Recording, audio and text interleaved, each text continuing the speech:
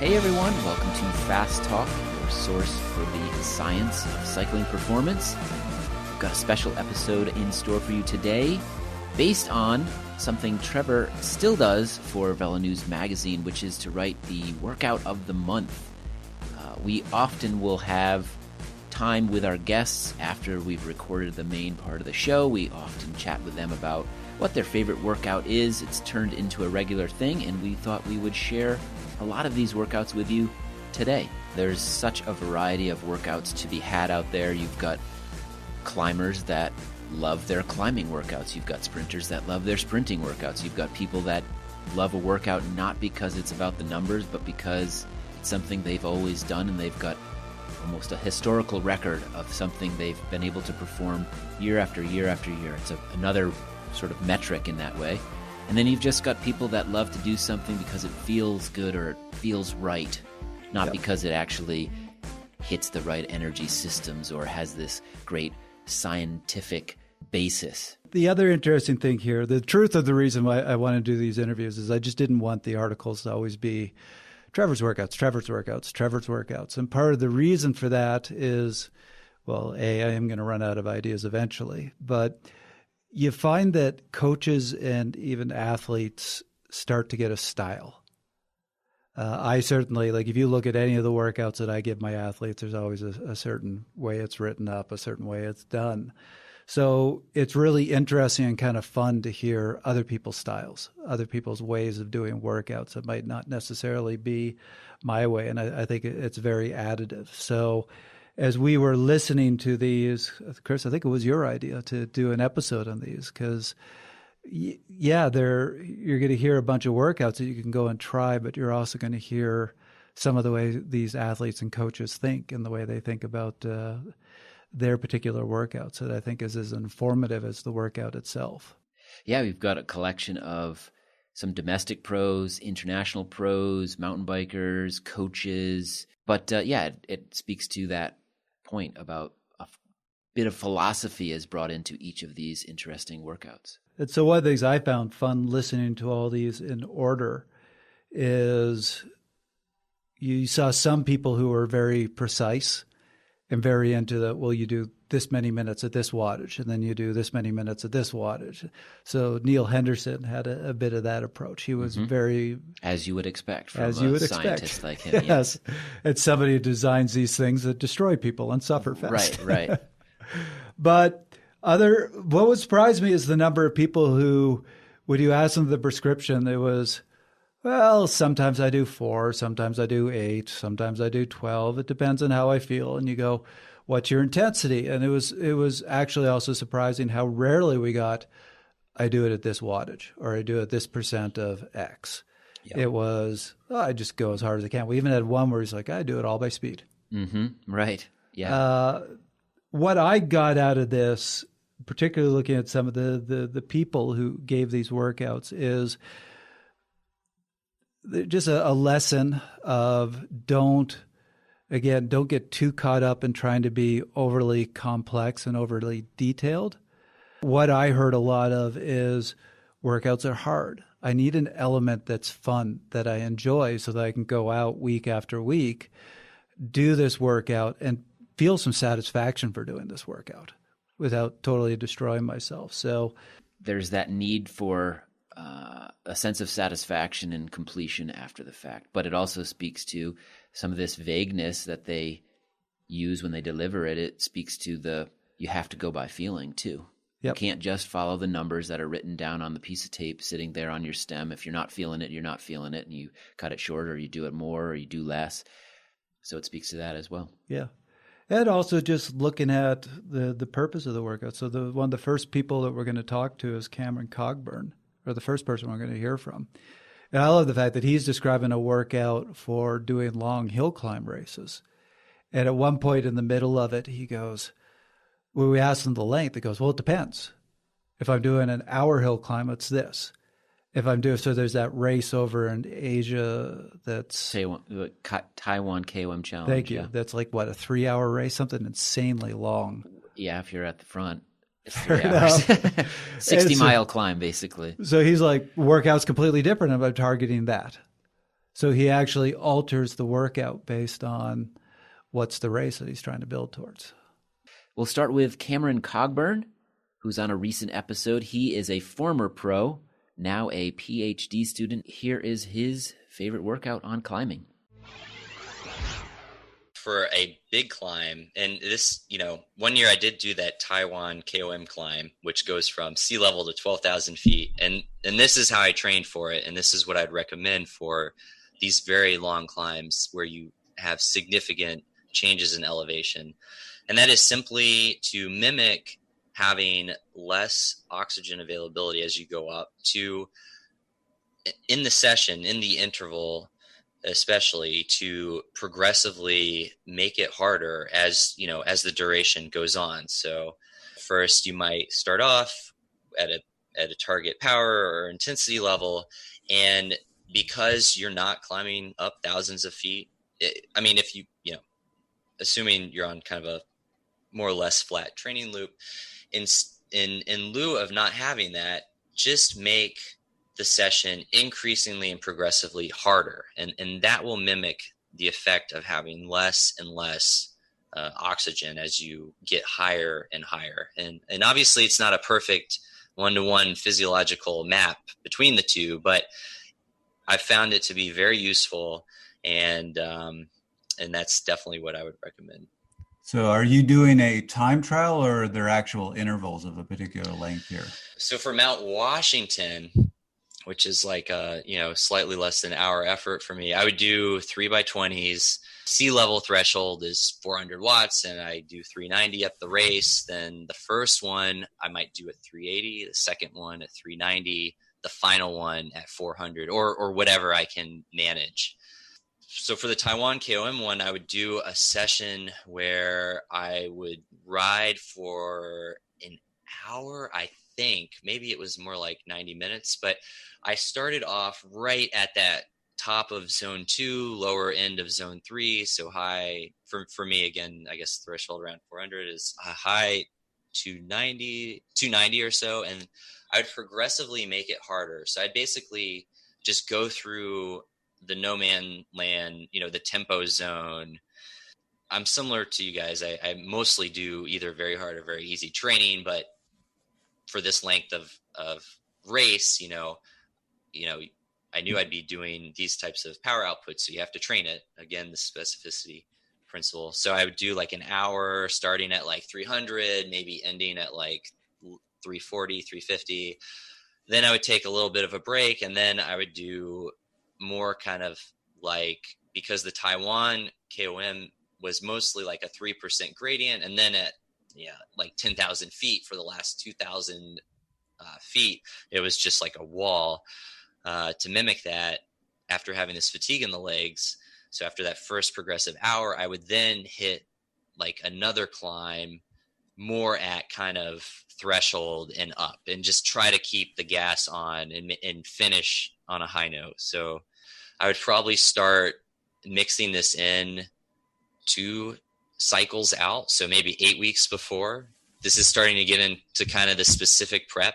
And then really in those 3 or 4 weeks before, the big session of the hour long or hour plus, and then something afterwards, I might only do that. I think I did that like 2 or 3 times. That's a big session, but specific prep, really, the 8 weeks before, and then the 4 weeks before, you're really trying to get the demands of the race in your training without tanking yourself. So I think that's key. And like with Mount Washington, one of the, you would think the climb is just a ramp, but it's not. It's actually got all these undulations in it. And so again, kind of breaking down the problem of the climb, that's kind of where these over-unders, become useful. So maybe 3 minutes kind of right at 95% or 90% threshold, and then a minute or 2 minutes above threshold.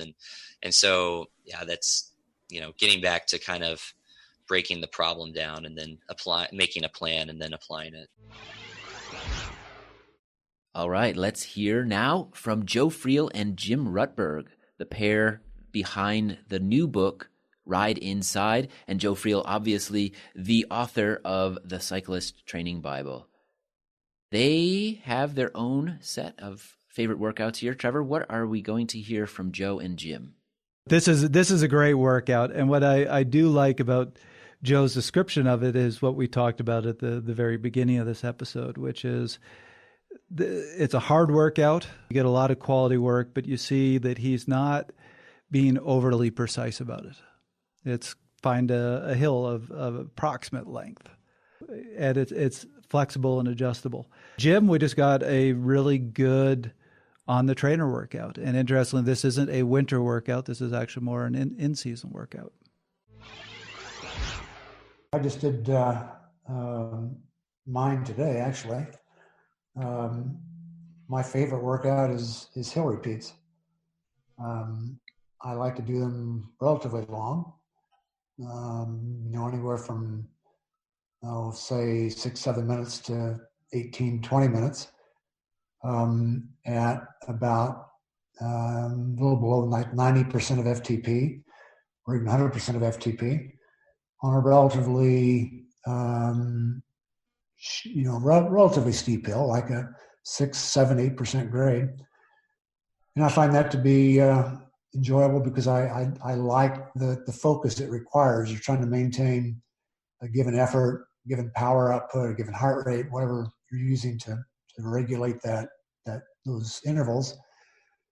And then the nice thing about doing it indoors is you can make the recovery relatively short, which is the way it should be. It should be like the recovery should be perhaps 1/4 as long as the preceding work interval. And that you can't do outdoors. When you're outdoors, you can't get back down the hill that fast. So consequently, indoors is really a great place to do that workout. So that's my favorite workout. The only other workout is the one I'll do tomorrow, which is my other favorite workout. Is just to ride really easy. Just go out and smell the roses and have a great time. And that one I like doing on the road because I can enjoy the weather and ride with my wife and have a conversation and so forth, which is difficult to do when you only have one trainer indoors. Fair enough. So going back to the hill repeats, how many would you do? And I'm assuming that depends on the length of the climb. No, well, it depends on how long it takes you to climb the hill. But typically anywhere from about 20 to 40 minutes total climbing time in the workout. Okay. And that's a good workout. When you're done with that, your legs are tired. So it's a good session. And why would you do that workout? What are the benefits of it? Primary benefit is improves lactate threshold, anaerobic threshold. If you want to think of it in terms of power, it improves FTP.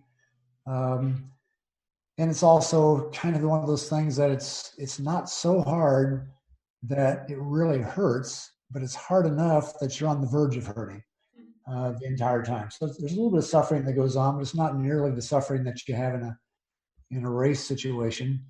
And so I just like that effort. I find it very rewarding when I get done with that session, knowing I've put in 20, 30, 40 minutes of relatively high intensity up around FTP. It's just a good feeling. Good. And final question about the workout is looking at the long-term training plan. Is there a particular time of year where you would use these intervals, or can they be used at any point? They can be used at any point. What I would change is two things. Very early in the season, I would reduce the intensity to maybe something like 15 watts below threshold. So it's more like a 3-zone based on power, 3-zone effort in the base period, early base period. And I would reduce the number of intervals. So we're talking about around 20 minutes or even slightly less, maybe as few as 15 minutes for a workout. And that's a pretty good workout for just maintaining upper intensity fitness of FTP. Then as the season progresses, we move into the late base period, into the build period, and the workouts will become more intense, and gradually it also become longer in terms of total number of high intensity intervals you're doing. Okay. I love that. As Chris can tell you, that's my favorite workout too. Especially because we were talking about indoor cycling, to leverage. There's a workout I really like to do that leverages the features of a smart trainer. So a VO2 workout of 2 sets of 3-minute intervals, 3 minutes on, 3 minutes off. But the first set, well, one of the 2 sets being using ergometer mode and the other using level mode. And depending on either willpower or desire, you can do one or the other first. So either say, I'm going to go do the first set of 3-minute intervals using level mode and just go as hard as I can for each of those 3-minute intervals. And then on the second one, determine using ergometer mode and say that you're going to set your power output to, usually I base it off of what the performance was like during the first one, during the first set. Let's see what kind of where those power outputs were and notch it down just a little bit for the second set, and then continue on with 3-minute intervals at whatever that goal power output is. So how many would you do in a set? Well, I mean, obviously it depends on the athlete. For me, I can only manage about 4 in a set, so 3x4 minute intervals, and then a recovery period, and then a second set of 3x4. But a more advanced athlete might be able to add some additional intervals. And second question for you is the same questions I asked Joe. Why would you do this particular workout? What are the benefits? Power of VO2 max. So you're increasing that anaerobic capacity. Improve the high end, and it brings everything else up underneath it. And then final question is there a time of year or a particular point in the season that you would recommend doing these, and a time of the year that you wouldn't? For the competitor, it's the kind of work, I think, from a normal periodization plan that you do closer to your event. It's more of a specialization in terms of from a bike racer standpoint, but it's also the kind of workout that you can do any time of year, just because it's every once in a while you just need to do something that's hard. So it can be used kind of as the fun being relative, just a standalone session that is difficult because you need a difficult session for focus or whatever else. But if it's being used in blocks, in other words, you're going to do it twice a week or something for 3 or 4 weeks in a row, then it would be more towards the specialization portion of the season. All right, let's now hear from Neil Henderson, the director of sports science from Wahoo Fitness, and a man who has created really demanding workouts for a living for years now, also a scientist. So we expect difficulty, we expect precision out of him. What has he got in store for us? So Neil is giving us a pyramid workout. And so this goes back to, we were talking about every coach and a lot of athletes have their own style to workouts. Apparently in an episode a while ago, I said I didn't like pyramids. I remember that. Yeah. Okay. And I got called out. I got an email saying, well, why don't you like pyramids? Neil Henderson, who's obviously an excellent coach, likes pyramids. And that was my response. I'm like, I don't really. My personal reason is because some pyramids cross too many energy systems, which actually Neil is careful about. So I did say that, but I said, really, the main reason is my coaching style. I'm just not in love with pyramids. Neil is very effective with them. He loves giving them to his athletes. So this isn't a right or wrong. This just goes back to the style of the particular coach. And I do think he has a really good one here. I have a few favorites. Again, it's like my, ice cream flavors. I love a lot of them. I love them all, and love some a little more than others. Other than the blender from the Sufferfest, there's another one that I like to do. It's called it's pyramid of power followed by a medio effort. And so the pyramid of power that I do starts with a 5-second, pretty much near max sprint, followed by 55 seconds of a recovery. Very easy. The pyramid goes, then the efforts get 5 seconds longer and the recoveries get 5 seconds shorter. So the next effort you go into is a 10-second kind of controlled sprint, 50 seconds recovery. Then a 15-second effort, 45 seconds recovery. 20-second effort, which the target on that is usually around your like 1 minute max power for those 20 seconds, 40 seconds recovery. 35 seconds on, 25 off, 25 on, 35 off, 30 on, 30 off, and then you continue to progress all the way up to the point where you do a 1 minute effort. That's the top of the pyramid. You take a 1 minute recovery, and then you do everything coming back down. 55 on, 5 off, and that 1 minute and those 55-second efforts are right around threshold. That's kind of the anchor there. Again, we bring it back down, 55, 5, 50, 10, all the way back down to a 5-second sprint to end. That takes about 22 minutes.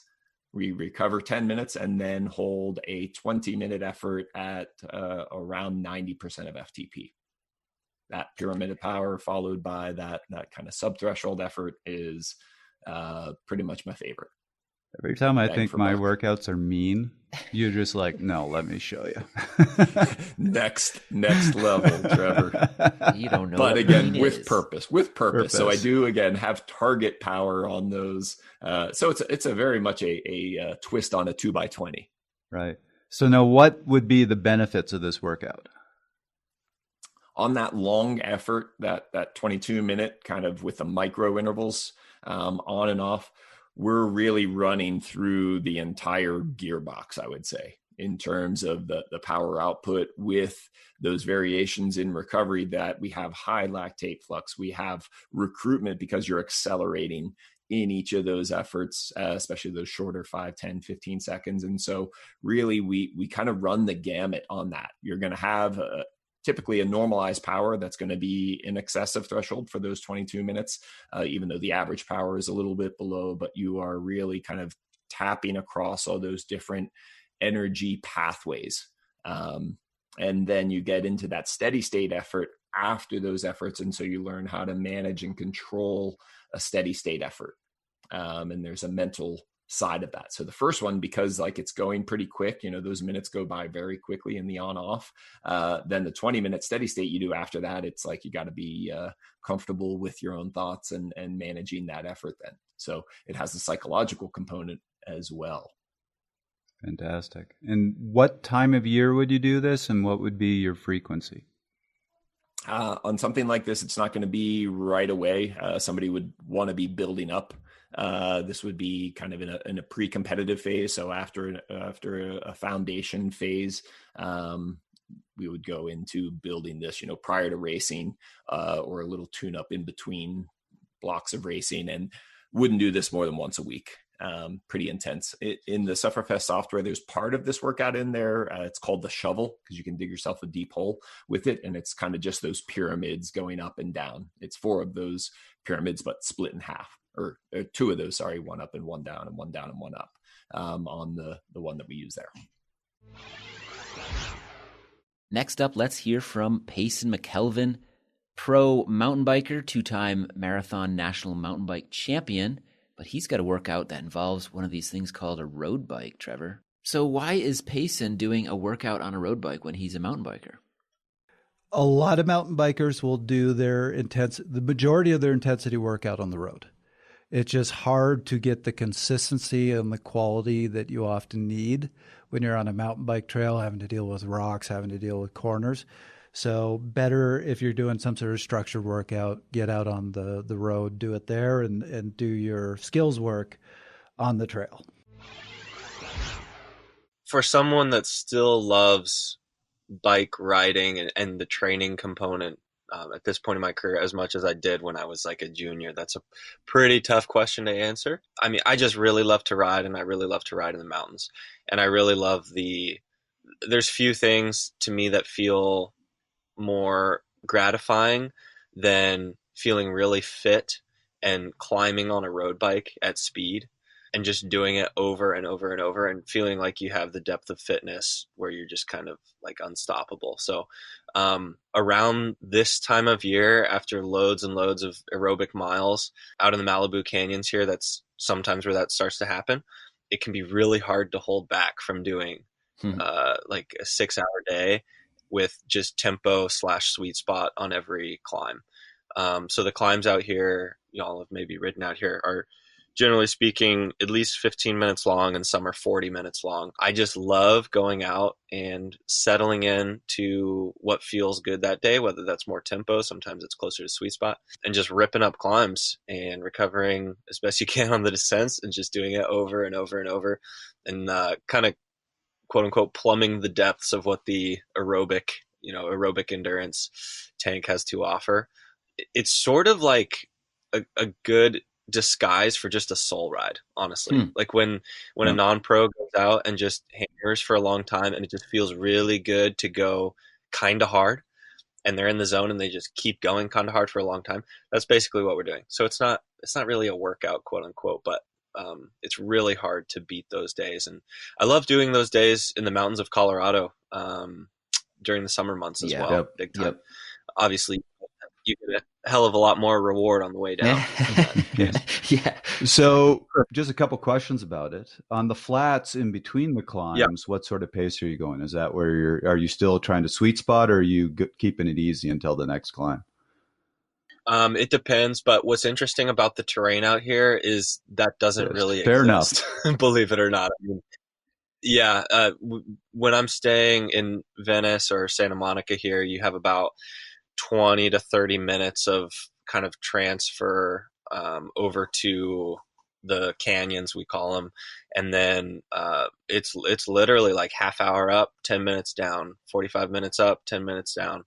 And then on the way back, you've got your 20-minute transfer again, but it's pretty much just on. I mean, in regards to elevation, per 10 miles, it's pretty typical to get 9 to 10,000 feet of climbing in 60 miles. Yep. The other workout that I often really enjoy are 1 minute, I guess, VO2 / AC type efforts, like higher end VO2, with just a minute between, again, on a climb. I love the, I don't really know how to put it, but there's something about, and we'll kind of leave it open-ended too. So say we have a 20 or 30-minute climb and you're not exactly sure how many 1 minute efforts that's going to add up to. And you're also not sure whether you're going to have the gas in the tank to keep doing those to the top of the climb. And it kind of becomes this, I mean, y'all know the voices that you get in your head, and it's fun to try to rise to the occasion and have this finish line that almost is receding to an extent, if that makes sense. So rather than going in knowing that I have 10 1-minute efforts, it's like, well, you have as many 1-minute efforts as it takes. And there's something that I find really motivating by going really hard for that minute and then only having a minute to recover, and you're trying to recover while you're still climbing. So that's a really fun workout where usually I get in a pretty positive emotional state, and like the emotion kind of drives you to a little bit higher quality workout. And so the 1 minute efforts, each one is all out, or are you trying to be consistent with them? Are you targeting a particular heart rate or power? Yeah, trying to be consistent. When we did it yesterday to finish a ride that had a pretty big tempo sweet spot component before. So it was sort of what we did in the last hour. And it was basically, I was just trying to do 500 or more for the minute. And that in that case, I just had 10 of them. So I sort of knew going in, but generally speaking, it's almost like rather than a zone, it's like a minimum Fair enough. So as long as I can average over 500, then we keep doing them. And then if it dips below that for average power, then usually we'll cut it there. And what time of year do you do this workout? Is it all year round? It sounds like this is kind of a lead into the season if you're doing it now.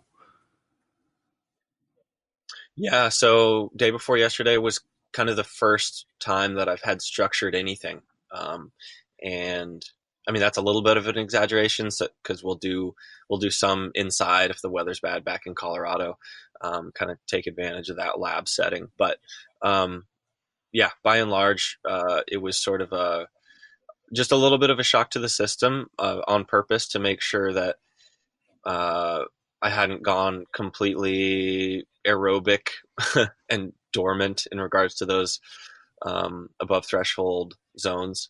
So yeah, like I said, we did a big aerobic subthreshold component, and then finished it off with a handful of those kind of blasters, almost more of like an activation type thing.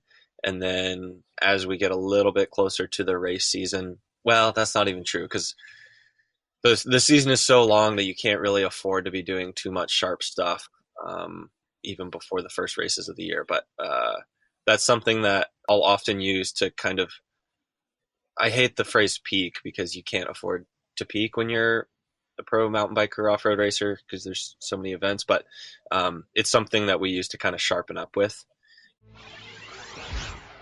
Next up, let's hear from Amos Brumble. Now, Amos is a coach and former pro from Rhode Island. He's actually someone I know personally, but he's coming on to Fast Talk in an upcoming Q&A episode, so look for that.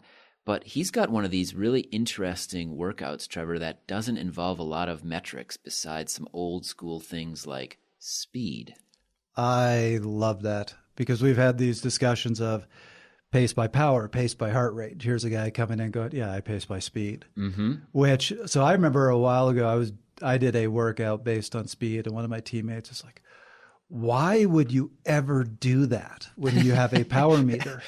And my response, kind of off the cuff, was, there has never been a race in history that wasn't won by the person who had the highest average speed. Mm-hmm. So it's actually not a useless metric. In many ways, speed is the most important metric in any bike race.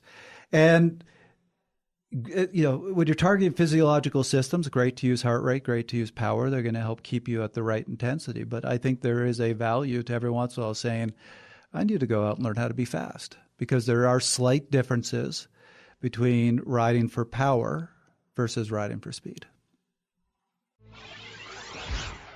My favorite workout actually takes place nearby. I have a small loop that was in a neighborhood that was never developed. Basically, the developer ran out of money. The loop is, its pavement is very similar to Ninegrit, about the same kind of width.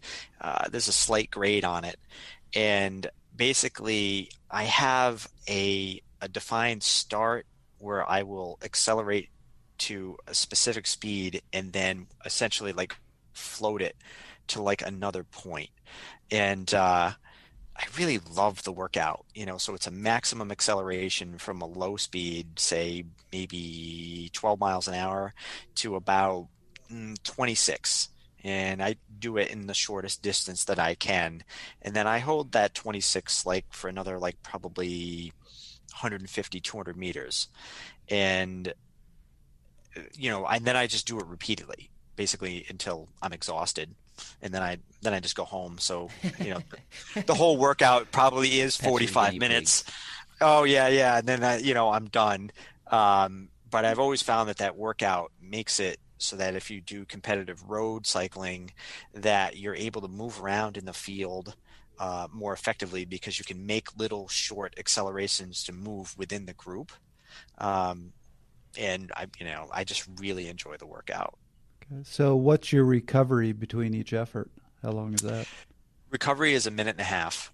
So I've kind of done the workout enough times to know that the loop itself winds up taking me 2 minutes. It's 1 kilometer around. And the effort in terms of like how it's broken up is the acceleration part is somewhere between 5 and 8 seconds.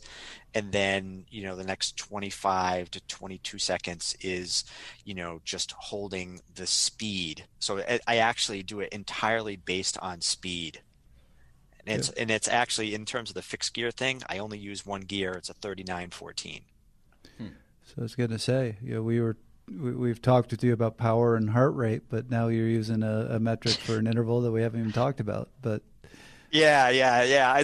You asked for my favorite workout. That's one based on speed. So you're saying Yeah, the it's purely effort, based on speed. the effort total lasts about 30 seconds. And then Yes. your recovery Total is a effort, minute 30 and a half. seconds. And how many will you usually get through? Depends on the day, but I would say somewhere between 8 and maybe 14. Okay, Depends on how everything goes. But at 14, I'm crawling home. fair enough. And what time of year would you do this? You know, a lot of times I'll do it whenever. When I was actively competing on the road, I mean, it was a regular workout for me, like on a Tuesday. I would do it all season long. I would do it in the off season, all year. It's like I said, it was one of my favorite workouts. So I would just include it every week. Our final workout comes from Petr Vakoc. You've heard him on the program before. He is a professional rider with Alpecin Phoenix. He loves his big gear work. What does he have in store for us today, Trevor? This is just kind of a frightening workout. I just can't get past him going, I do these at 550 watts. Pretty hard. Pretty hard. Not all out, but pretty hard. Not that I pass out and puke all over the floor.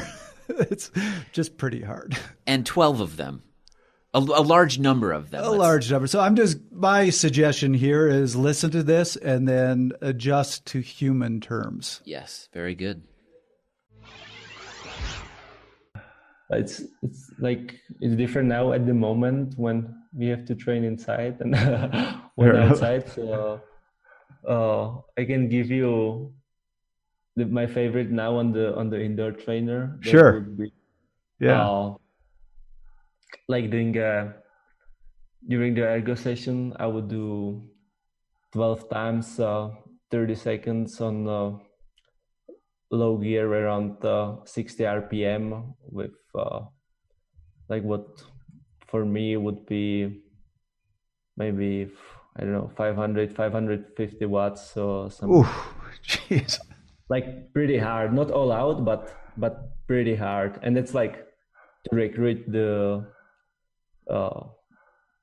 certain types of the fiber, of the like basically the fast twitch fibers. I would say you should be able to recruit with that, with like high tension, low gear. And this is something that it really makes the training fun and go really fast. So you will do this 12 times, 30 seconds and 90 seconds off. And like if I do this, then the session is gone really fast. Yes. And it's something that it hurts a bit, but not too much. And you have a good feeling afterwards. And I think it's pretty beneficial for the strength and for training those type of fibers. So that's my favorite. So it's just a good strength workout, a good fast twitch muscle fiber workout.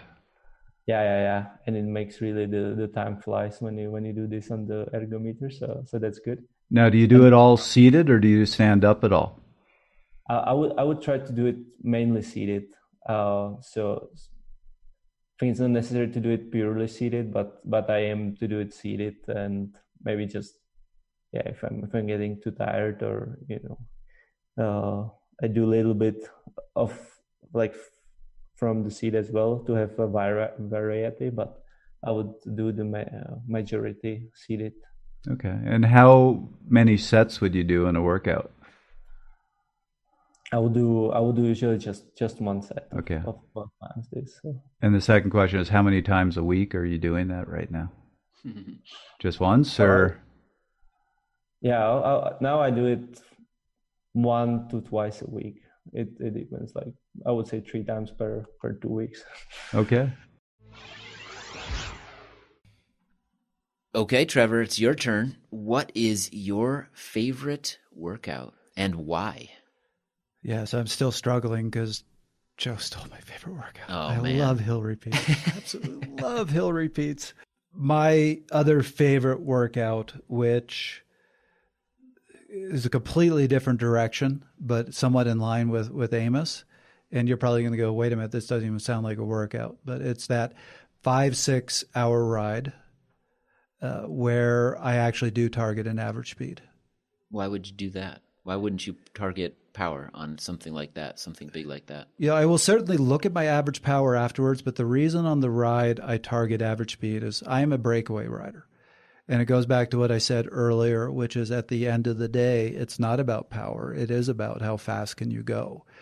When you got a field chasing you down, they're not going, oh, he's going this power, so therefore we can't catch him. The issue is they're trying to go faster than you. Mm-hmm. And you have to eke out every little bit of speed. And you learn when you go out and do one of these rides and you target an average speed, where are the places you can get speed and where are the places you can recover a little bit, which if you're just looking at power, you're not going to notice those moments. So it's that when you hit that little climb, pushing over the climb and getting back up to speed quickly, that from a power perspective doesn't make a ton of sense. It's making getting a little bit of rest on a downhill, but going hard enough that you don't lose too much speed. It's just all these little things that you learn only by doing that could actually have a big impact on your average speed that you can't learn using just looking at the wattage on your computer. So when you're doing this ride, the entire time, are you imagining a pack of wolves just trying to devour you from behind, just chasing you down? And that's what motivates you to keep pushing harder and keeping that average speed up? I'm not joking. Don't give me that look. I don't know. Is this a nightmare that you have on a regular basis? No, it's not. Chris? It's not. I'm just You're curious. on your bike being chased by wolves, but the bike won't seem to move forward. And I'm naked the whole time in a public square somewhere in a city. Giving a speech while riding your bike? Yes, right. All of my fears. And the bully who beat you up in 5th grade is there? No bullies ever beat me up. That was you. I have never actually pictured wolves, but I do. I have a screen on my Garmin that shows the person a virtual person you can race. Mm. And I have them set at the average speed that I want for that ride. Okay. And I do try to race them and see where I can take time out of them, where I lose time to them. So you've gamified the ride a little bit in Completely. That way. Yeah. It is all game. And when are you doing this? What time of the year are you doing this? Yeah, that's a good question because I would definitely not do that in the winter. Mm-hmm. This is a hard workout, so this is something I'm going to do during the season as I'm really trying to refine my form for the races. As a matter of fact, when I lived up in Fort Collins, I had a route that I would do every spring that I had at average speed. I targeted for that I knew I wasn't ready to race until I could hit that average speed. All right, Ryan Kohler, head coach Ryan Kohler, what is your favorite workout? I've got a springtime routine that I love to do. It's a number of hours, but basically I'll drop the kids off at school around 8 and then take off on the bike from there and head into the various canyons around Boulder, where I'll just pretty much put in as many miles as possible and climb as much as I can until I roll back to pick them up at 2. So yeah, during that time, the focus is on just climbing consistently and not digging too deep on those climbs to the point where I can be very repeatable and survive the entire day. And then I'll also focus on nutrition where, when I'm climbing, I've got my bottles and I'll pretty much just drink from those to make sure I have stuff coming in. And then as soon as I get to the top of a climb and start descending, I'll just take out the solid foods in my back and start pounding those and getting ready for the next one. Are you targeting a specific power output wattage on these climbs, or is it more a feeling that you're going on? Definitely more of a feeling. Yeah, I do have power and heart rate showing, and I'll use that to help gauge and just know, if I'm feeling really good and I see the power's up, that's great. But I'll pay attention primarily to the feelings in my legs, make sure that they're not, they're not just excessively burning or heavy or anything like that. I'll try to think about it as like, okay, I'm doing this one and an effort that's going to allow me to feel good when I go over to the next climb or canyon. And you said this is a springtime ritual for you. Why do you do it during that time of year, and what do you get out of this? I mean, I think one is the weather. I just like to, starting to get outside in the nicer weather. It's just a great way to spend a day. And then with some events coming up, around springtime or early summer for me, I feel like it's a good time where I can get a good training load. And I'll usually do it over about 3 or 4 weeks in kind of March, April timeframe and do a build right there. And then I come out of it feeling pretty good and ready for some more. So let's turn this around. Chris, what is your favorite getting chased by wolves workout? Well, back in the day when I legitimately trained to race bikes, ironically, given what you said about Neil Henderson's effort or workout, one of my go-tos, one of my favorite workouts to do was a pyramid, and it was a very basic build: 1, 2, 3, 4, 5 minutes, then down 4, 3, 2, 1. Whether that made physiological sense for me as a racer, don't really know. Wasn't really thinking about that.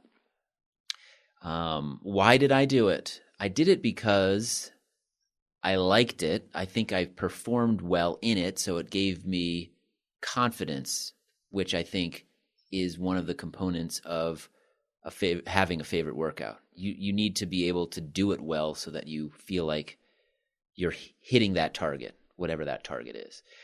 I also feel like the 1, 2, 3, 4, and 5 minute interval times each have their own challenges, both physical and mental. And so it while maybe a criticism is it hits too many energy systems in one workout, I don't really know, but to me that was it's one of its advantages, is that within a very short amount of time, you could be challenging yourself across a range of these efforts, and again, both from a physical and mental point of view. So that was my go-to, one of my go-tos. I would do it, maybe once a week for a couple weeks leading up to some target races, some bigger races. I wouldn't do this all that often. It definitely wasn't something I did except right before race season or right in the early stages of race season. And it was all about sort of wrapping your head around, what does that add up to? 15 to 20 minutes really, I guess, of total work, but some super hard, intense work that you just need to stomach and get through. Now, what was your recovery length between the intervals? Was it the same or? Yeah, it was 1 minute hard, 1 minute recovery, 2 minutes hard, 2 minutes recovery, 3 minutes hard, 3 minutes recovery. Again, super simple, maybe even too simple. I don't really know. I wasn't thinking about it in terms of science then. This was back when I just went, I still go primarily by feel, and I'm not training in this way really anymore. But it was just a logical, let's do it this way, let's keep it really simple, go out there, smash it, and be done with it, and feel good about it. Good. That was another episode of Fast Talk. Email us at fasttalk@fasttalklabs.com or record a voice memo on your phone and send it our way. Subscribe to Fast Talk wherever you prefer to find your favorite podcasts, and be sure to leave us a rating and a review. The thoughts and opinions expressed on Fast Talk are those of the individual. For Cameron Cogburn, Joe Friel, Jim Rutberg, Neil Henderson, Payson McKelvin, Amos Brumble, Petter Vakoch, Coach Trevor Connor, Coach Ryan Kohler, I'm Chris Case. Thanks for listening.